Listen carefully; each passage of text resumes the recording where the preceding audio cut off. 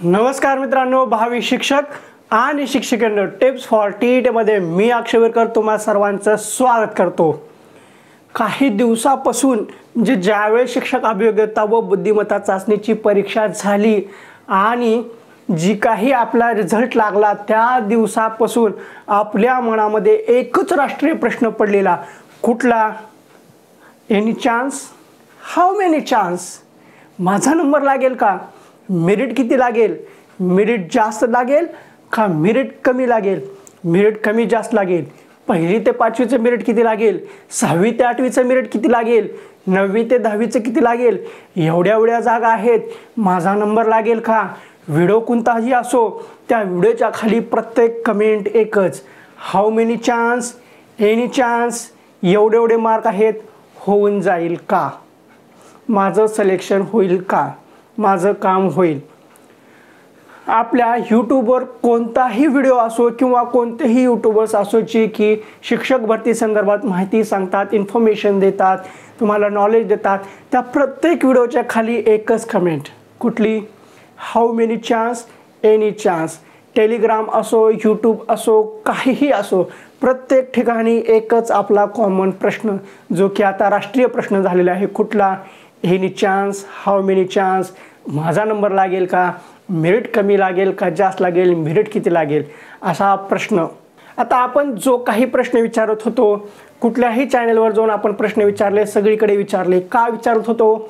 आपण प्रश्न विचारल्यानंतर त्या प्रश्नाचं उत्तर जर कोणी दिलं एनी चान्स, हा होऊन जाईल तुमचं, असं म्हणलं तर आपल्या मनाला जो आनंद होत होता तो वर्णन करता येत नव्हता, इतका आनंद व्हायचा।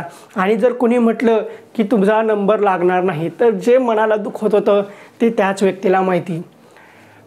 ह्या दुःखासाठी, ह्या सुखासाठी आपण सगळीकडे विचारायचो, how many chance? Any chance? माझा नंबर लागेल का? आता ह्या प्रश्नाचं उत्तर आता आपल्याला मिळण्याची वेळ आलेली आहे। Any chance? How many chance? माझा नंबर लागेल का? कट ऑफ किती लागेल? ह्या प्रश्नाचं उत्तर आता अखेर आपल्याला मिळणार आहे।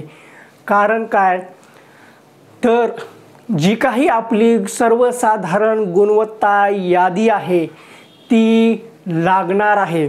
कालच पवित्र पोर्टलवर एक नोटिफिकेशन आलेलं आहे, त्यामध्ये सरळ सांगितलेलं आहे की जी काही संपूर्ण प्रक्रिया आहे ती पूर्णत्वास आलेली आहे आणि आता जी काही गुणवत्ता यादी आहे ती कधीही लागेल। मग प्रश्न पडला असेल, जी काही यादी आहे ती कधी लागणार आहे?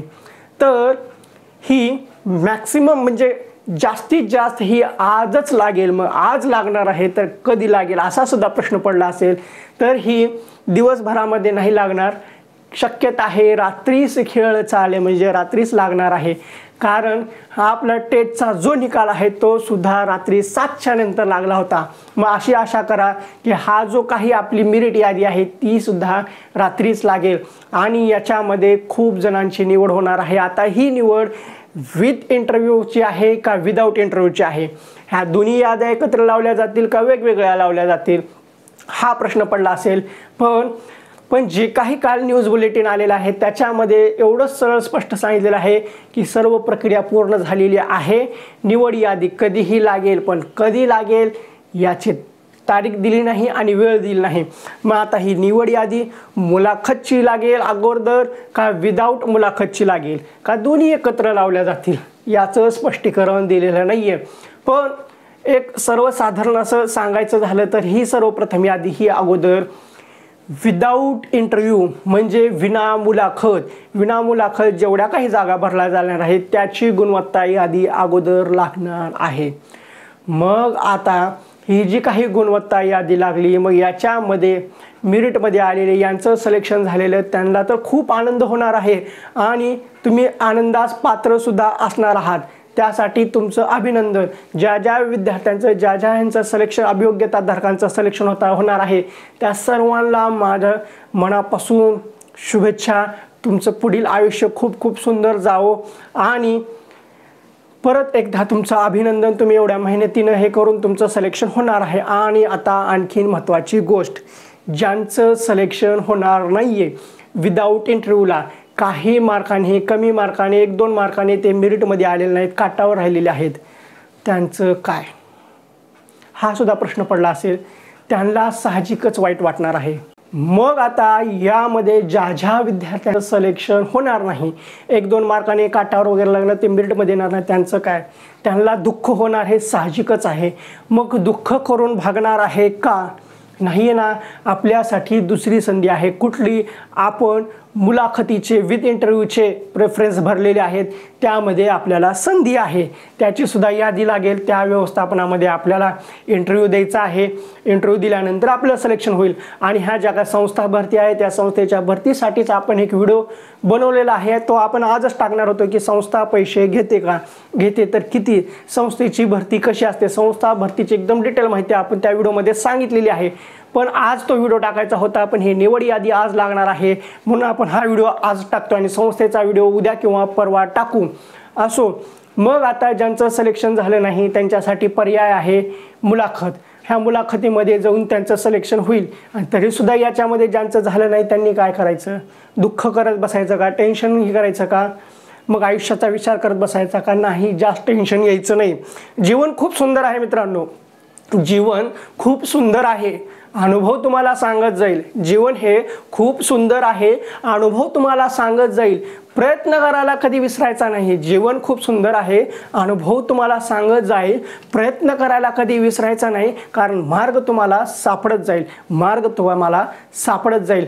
आपलं हे जीवन असंच आहे. आपण फक्त प्रयत्न करायचं आणि प्रयत्न करून करून शेवटी मार्ग सापडतो. आता आपलं विदाऊट इंटरव्ह्यूमध्ये सिलेक्शन नाही झालं तर आपल्याला दुसरा पर्याय आहे विथ इंटरव्ह्यू. मग ह्या विथ इंटरव्ह्यूमध्ये सुद्धा आपलं सिलेक्शन झालं नाही तर आपल्याला दुसरा टप्पा आहे. विसरून जाऊ नका, दुसरा टप्पा आहे. त्या दुसऱ्या टप्प्यामध्ये आपल्याला मेहनत घ्यायची आहे. ह्याच शिक्षक, आता ही जी काही परीक्षा झालेली आहे याच्यावरच दुसरा टप्पा होईल. नाही झाला तर मग शिक्षक अभियोग्यता व बुद्धिमत्ता चाचणी घेऊन दुसरा टप्पा घेतील. असो काय का असो, पण दुसरा टप्पा आपल्याला आहे. मग उगाच विनाकारण जास्त टेन्शन घ्यायचं नाहीये, जास्त विचार करत बसायचं नाहीये. दुसरा टप्पा आहे. मग त्या टप्प्यामध्ये सुद्धा नाही झालं तर मग काय करायचं? त्या टप्प्यामध्ये सुद्धा नाही झालं तर बी प्लॅन जो आहे तो कंटिन्यू करायचा. एवढं साधं सरळ आहे, जास्त विचार करत बसायची गरज नाहीये. असो, परत आता आपण मुद्द्याकडे वळू. जी काही गुणवत्ता यादी जाहीर होणार आहे, मग गुणवत्ता यादी जाहीर झाल्यानंतर तुम्ही ज्या व्यवस्थापनाकडे तुम्ही शिफारस केली होती, म्हणजे जे काही तुम्ही प्रेफरन्स दिले होते, ज्या त्या जिल्ह्याला जे काही प्रेफरन्स आले होते त्या जिल्ह्याला प्रेफरन्स दिले होते, ज्या ज्या शाळा होत्या त्या जिल्ह्यातली जी काही शाळा आहे त्या जिल्ह्यामध्ये त्या व्यवस्थापनाकडे तुम्हाला तिथं जाऊन तुमचे डॉक्युमेंट व्हेरिफिकेशन करायचे आहेत. मग ते डॉक्युमेंट व्हेरिफिकेशन कधी करायचे आहेत, किती दिवसापर्यंत करायचे आहेत, ह्याची सर्वसाधारण सूचना ही आपल्याला न्यूज बुलेटिनवर येईल. आता हे न्यूज बुलेटिन म्हणजे पवित्र पोर्टलद्वारा चालवण्यात येणारं न्यूज बुलेटिन आणि याच्यावरच एकदम ओरिजिनल ऑथेंटिक इन्फॉर्मेशन तुम्हाला मिळून जाईल. असो, आणि आता आपल्याला जो काही सगळ्यांना प्रश्न पडलेले होते, any chance, how many chance, त्या सगळ्या प्रश्नाचं उत्तर भेटत आहे. आणि एक गोष्ट लक्षात घ्या, आता ही काही जी निवड यादी लागत आहे ती आजच लागेल. आज नाही लागले तर एकदम वर्स्ट सिच्युएशनला सोमवारपर्यंत लागून जाईल. आणि आपल्या मनामध्ये जेवढे काही प्रश्न पडले होते त्या सगळ्या प्रश्नाचं उत्तर आपल्याला मिळून जाईल. असो, मला जेवढं काही सांगायचं होतं तसं सर्व ह्या व्हिडिओमध्ये सांगितलेलं आहे. तुम्हाला हा व्हिडिओ कसा वाटला तो कमेंट बॉक्समध्ये सांगा. व्हिडिओ पाहून तुमचा काही फायदा झाला आहे असं वाटत असेल तर आणि तरच आपल्या चॅनलला सबस्क्राईब करा. लाल रंगामध्ये सबस्क्राईब बटन आहे ते दाबा. त्यानंतर जी घंटी आहे ती सुद्धा दाबा व ऑल नोटिफिकेशन बेल सिलेक्ट करा, म्हणजे जेणेकरून सर्व व्हिडिओचे नोटिफिकेशन तुमच्यापर्यंत पोहोचतील. आणि कमेंट करायला विसरू नका. तर ठीक आहे, पुन्हा भेटू पुढल्या एका व्हिडिओमध्ये.